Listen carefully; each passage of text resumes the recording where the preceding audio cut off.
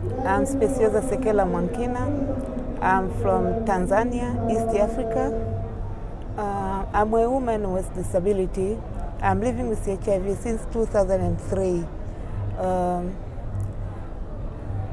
Since that time, when I went to the hospital just for checkup, I found that I'm HIV positive. I didn't know where this disease I got it. So I remember one day when I was just come from my surgical operation on in my leg, I met with one man who came to my home to visit me. He's a family member in our family. So that he came to visit me there at my home place. When he saw me, I'm on the bed, he just come and raped me. So I can say that I also am a woman survivor in rape. So we are women with disability. We faced a lot of problems. And also in our country, at that time, there is no any strategic program which belongs to us as people with disability who direct us in how they can aware us to prevent HIV and AIDS to people with disability.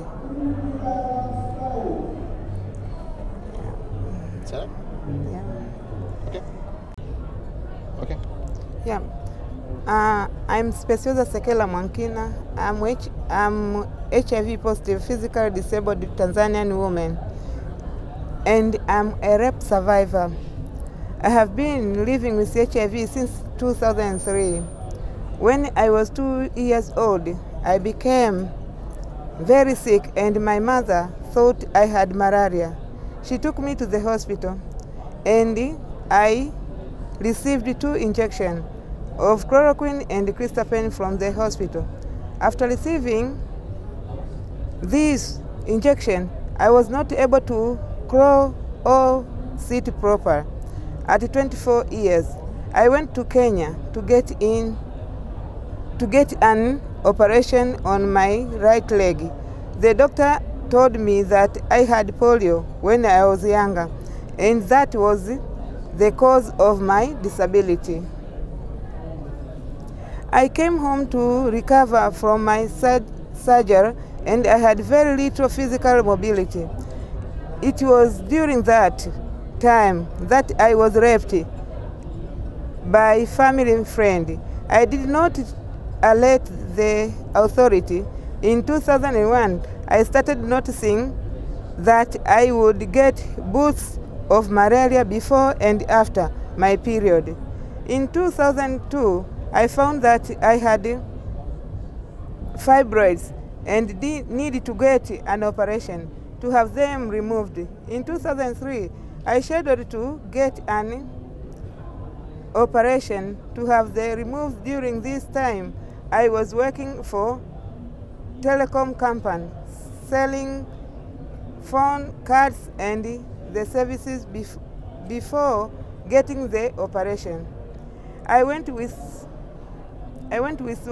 co-worker to a VCT clinic, get HIV test. It was there I discovered I was HIV positive. At first, I thought that I was infected by my boyfriend, and I was very angry at him. He got tested multiple times. Each test came back negative. Until this point, we were not using condom together, but once I found out my status, we began using condoms. I found out later that I was infected through the family friend who raped me from a former girlfriend of his who is also positive. That woman, I met her in the VCT counseling clinic. I disclosed my status to a fellow staff member who escorted me to visitors, who escorted me to VCT. The staff member disclosed my status to other staff members without my permission. Within a short time, I discovered that a lot of people in my workplace knew that I am HIV positive because they started mocking me and saying that people who are HIV positive need to be excluded from other people and be kept in their own separate place. I was not allowed to touch even papers from other people's desk. Often I was suspended from work without pay, without much notice. One time the government asked for the kiosk where we sold services to be removed out of the certain area. Instead of moving me to different location, they forced me to stay home without pay. The longer I stayed with this organization, the more they made me feel uncomfortable with this type of stigmatization.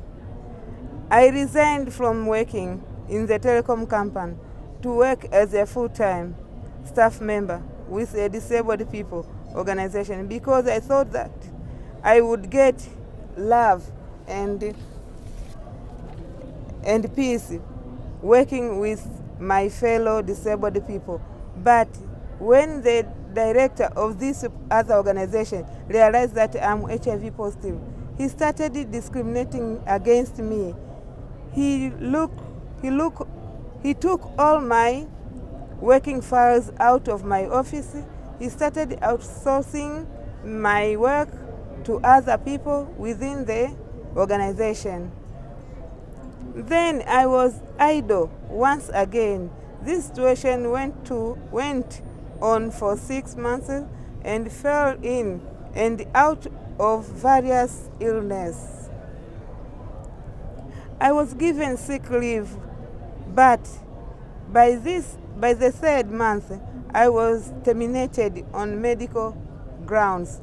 They promised to give me small amount of money money to start a small business upon my recovery.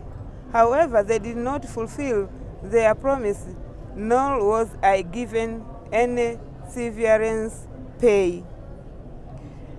I wanted to commit suicide after that, but my parents helped me pull through. My younger sister was came to live with me to offer care and support. After I left the DPO, I joined Mbagala Positive Club, but there was no person with disability who was a member of Mbagala Positive Club. I started searching and met 3 people who are HIV positive while I was receiving treatment at parastatal activities and services for people with AIDS in the Dar es Salaam Archdiocese Pasada. I met 3 people within the disability who were also HIV positive. I encouraged this individual to join the Mbagala Positive Club. With these 3 people, I started a network for disabled people living with HIV and AIDS in Edifa. The goal of this organization is to mobilize disabled people, use counseling and testing services, and to provide HIV awareness people with disabilities. I'm still continuing with my role as a community mobilizer and creating awareness in schools, offices, and public places on all issues of prevention of further HIV transmission, care and support, other issues to address stigma and discrimination within people with disability through radios and TV, and explained more about HIV and disabilities. And also at this time, my country has already started to have a strategic program to people with disability concerning HIV and AIDS. So I would like also to thank CBM US, because it's the one organization who collaborate with CCBRT to have this strategic, because they done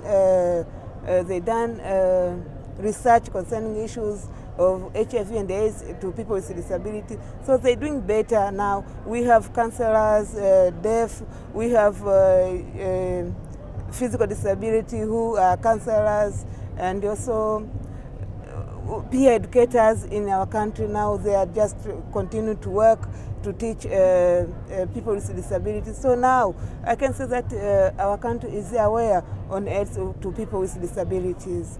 Thank you.